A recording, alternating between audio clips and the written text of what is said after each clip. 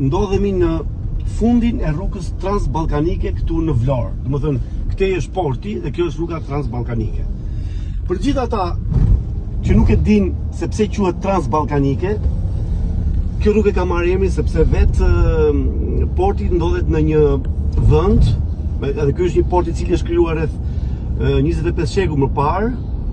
Dhe kjo rruga kur është ndërtuar është bërë sepse porti lidhte vendet e Europës me vendet e Ballkanit. Domethënë çdo mall që vinte nga Europa, nga Italia e nga vendet e tjera, kalonin këtu dhe shkonin në Ballkan. Prandaj quhet transbalkanike, për gjithë ju që nuk e dini.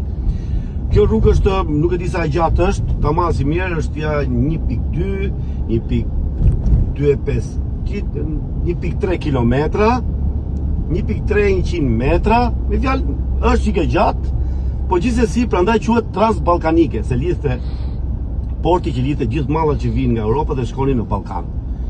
Nga transbalkanika ju përshëndes.